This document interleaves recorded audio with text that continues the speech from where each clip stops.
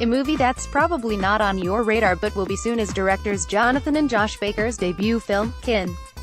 Produced by 21 Laps, they've previously brought to the screen Arrival, Kodachrome, and The Spectacular. Now along with Stranger Things on Netflix, the film is a crime thriller with a sci-fi twist that stars Jack Reynor, Zoe Kravitz, Carrie, Coon, Dennis Quaid, James Franco, and Myles Truitt. Here's the one-liner: chased by a vengeful criminal, Franco, and a gang of otherworldly soldiers, a recently released ex-con, Reynor, and his adopted teenage brother, Truitt, are forced to go on the run with a weapon of mysterious origin as their only protection. With the movie hitting theaters August 31st, I recently got on the phone with producer Shawn Levy to talk about how the project came about and why 21 Laps wanted to produce the film. One of the things you probably know from 21 Laps' resume is they've made a few projects that blend interesting characters with cool sci-fi. I've seen the soon-to-be-released trailer, so trust me when I say, Kin looks to continue that trend. Image via Lionsgate. During the interview, Levy touched on this by saying, "I was going to say that like Stranger Things, like Arrival, and for that matter, like our upcoming Fox movie The Darkest Minds, this is another 21 Laps project that enjoys the intersection of sci-fi and character. It seems to have become a sweet spot, certainly for our taste, and hopefully in our abilities for crafting an elevated genre character piece, and so this movie is Terminator meets No Country for Old Men, District 9 by way of true romance." In addition to the sci-fi angle, Levy talked about how Kin is in the vein of Amblin movies from the 80s. "I think that to the extent that this is about a boy who is both damaged and innocent, there are shades of many Spielberg protagonists. Elliot in E.T. certainly comes to mind. The way that E.T. is about a young kid who ends up being healed by something not of this world. Eli in our movie, Kin, ends up being healed in some ways by this object that is not of this world. And frankly, even more so by the journey that he takes with Zoe Kravitz and Jack Reynor, who plays his brother. Zoe Kravitz plays a young woman who he meets along the way and joins her quest of sorts. It's both a getaway and a quest, I guess. And it's about the kind of repair of a young kid who's a little more bruised than one should be at a young age, and so I think it's more the feeling of Amblin, that it's both dark and filled with aspiration." In addition, Levy talked about Jack Reynor and his love of Sing Street, how Jonathan. In addition to landing the exclusive interview with Levy, Lionsgate is also letting us premiere the first poster for Kin. Look for the trailer to be online Thursday. Until then, check out what Shawn Levy had to say below. Later, are you playing with fire trying to work with another pair of brother directors? Levy, you need a short answer. Yeah, for sure, but it's even weirder than this. My pathology is even deeper than you might have realized, because it's not just another pair of brothers, it's another set of fucking twin brothers. That doesn't make sense. Levy, yeah, so literally it's a weird coincidence, and the universe is giving me a crash course in twin director psychology, because it is really and nearly unique, and even though the Bakers and the Duffers are wildly different, there are certain similarities. But the short backstory is, once again, you've heard this name before. Dan Cohen, my ace of a partner at 21 Laps, came across a short film a couple years ago, called Bagman, and just as he did with the script onto Stranger Things, he walked into my office, made me stop whatever I was doing, and promised I was going to love this next thing he showed me. And, in that case, it was the short film by these hotshot commercial directors, known as the Baker brothers, Josh and Jonathan Baker. I loved the short, and met with the Bakers. They had a vision for how it might be developed into a bigger world and full feature, and we linked arms and jumped into that process together. How long ago was this? Levy, I think that between us watching the short film and us being on set starting principal photography of the feature was maybe a year, at most. And again, it was because the Bakers had this vision for the longer-form narrative. We paired up with this amazing writer who's now written a couple of 21 Laps movies, named Don Casey. And much like Arrival, we developed this, and wrote this script, and packaged the cast all before we had the studio, and so there's an efficiency to that model that we really enjoyed on Arrival, and enjoyed similarly on Kin. For people that don't know anything about this project, what's the story about, and what brought you to this? What made you say, I want to produce this? Levy, the story of the short, and to a large extent the feature, is this teenage African-American boy who comes from really modest means, and one day comes across this device. It might be an artifact, it might be a weapon, but it is not of our world, and it is not of our time. And it turns out that it is indeed a weapon, and in the hands of this boy it does astounding things. It has a weaponized power beyond anything we've made here on planet Earth by human hands. And so the short film is literally about that.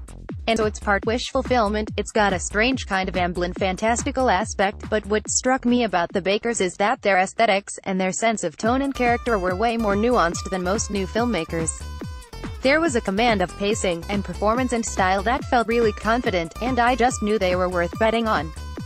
Once they told us the bigger story of the feature version, it just confirmed that confidence, and I can tell you a bit about the premise of the feature film if you'd like, Steve? Yeah, definitely.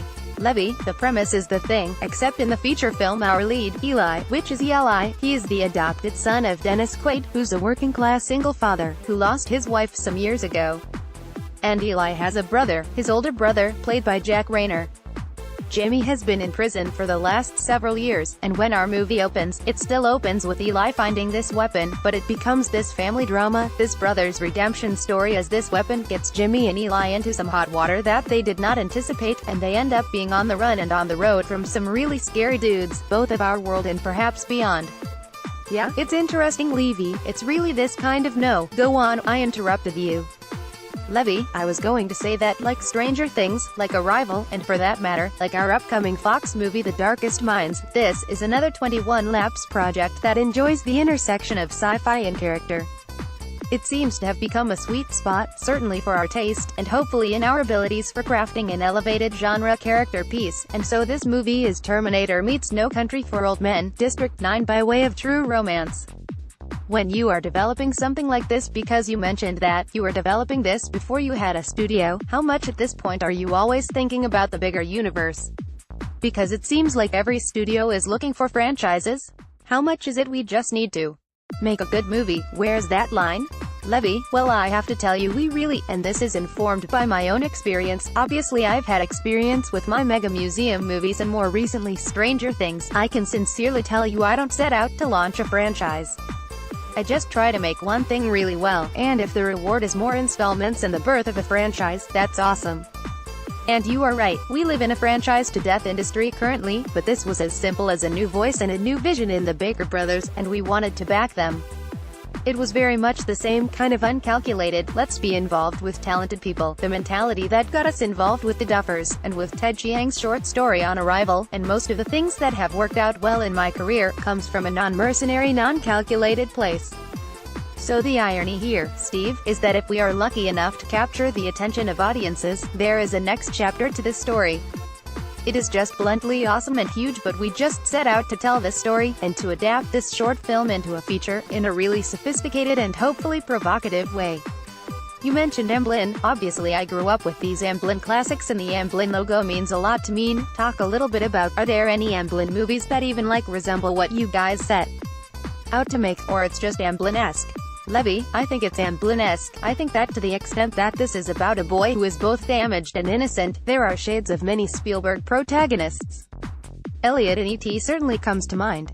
The way that E.T.